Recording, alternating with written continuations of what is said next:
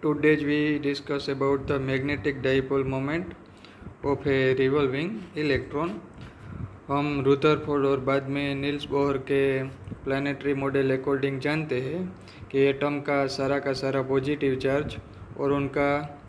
near by totally mass centre में यानी कि न्यूक्लियस में कॉन्सनट्रेटेड होता है और उनके चार्ज को अगर हम प्लस जेड का है और जेड उनका एटॉमिक नंबर,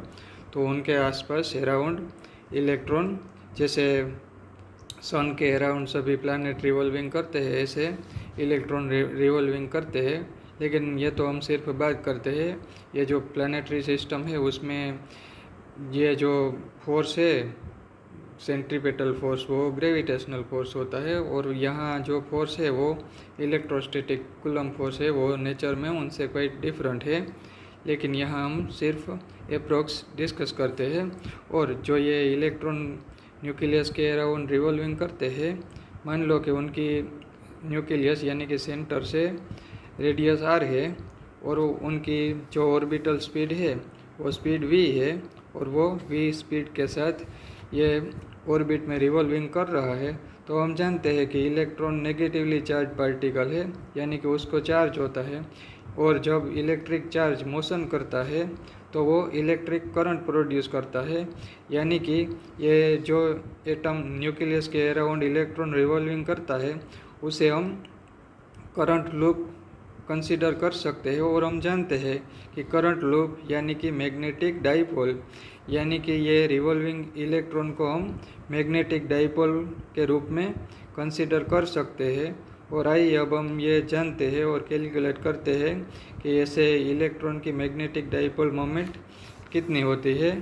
ये रिवॉल्विंग इलेक्ट्रॉन के बारे में बात करें तो उनका करंट जो जनरेट करेगा वो दिया जाएगा I इज इक्वल टू, हम जानते हैं डेफिनेशन से, I is equal two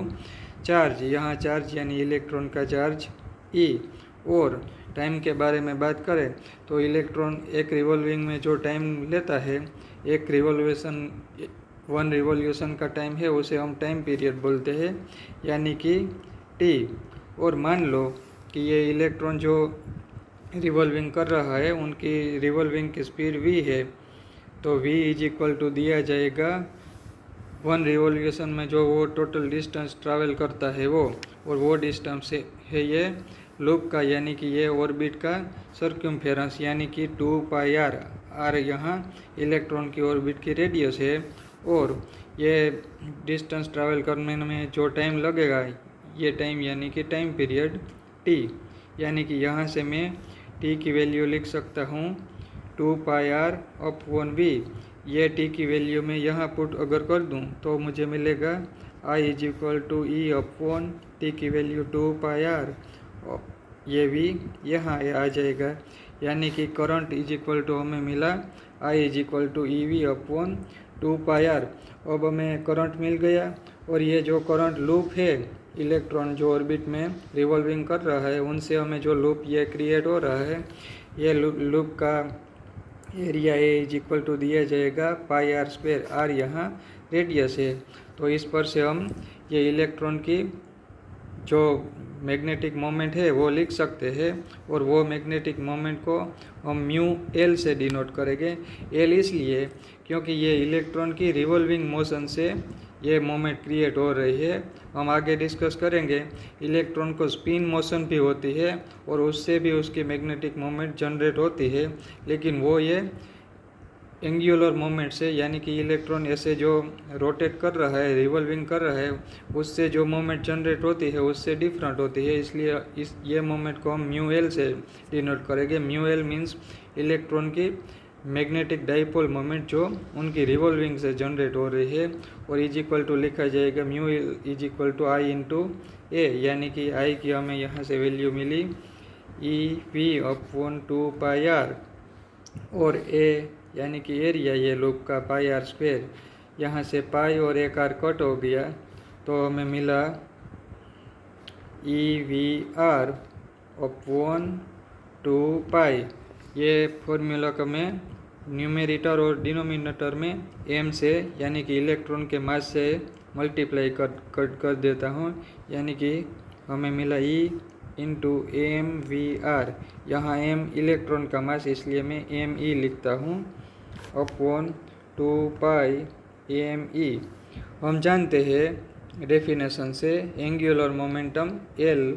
is equal to दिया जाता है लीनियर मोमेंटम एम वी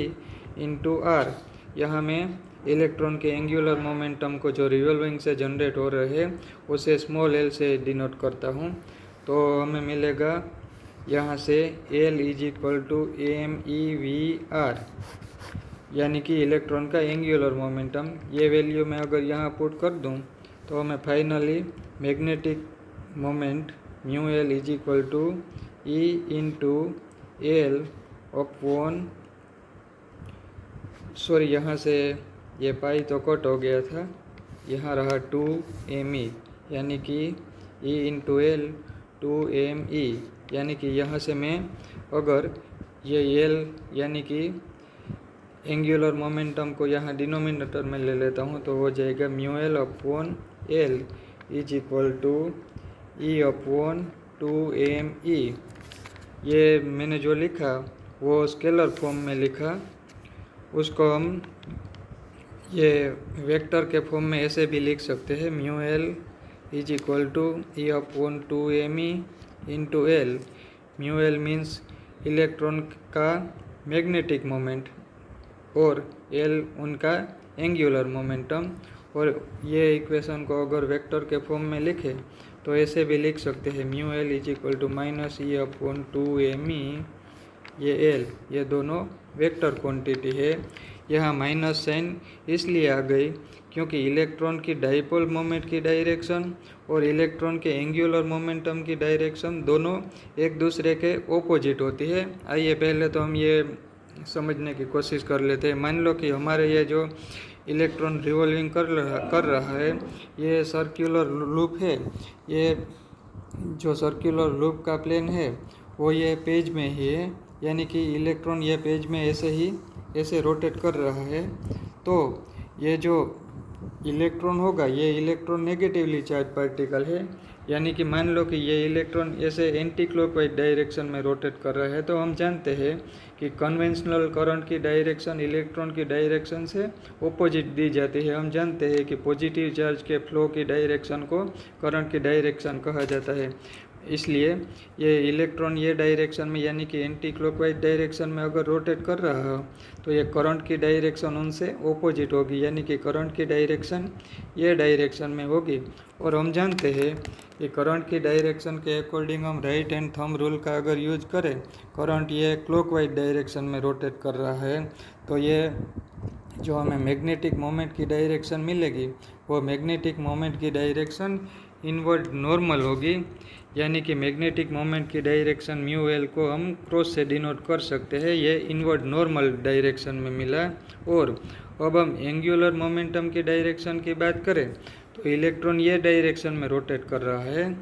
यानी कि इलेक्ट्रॉन की वेलोसिटी ये डायरेक्शन में है, तो यहाँ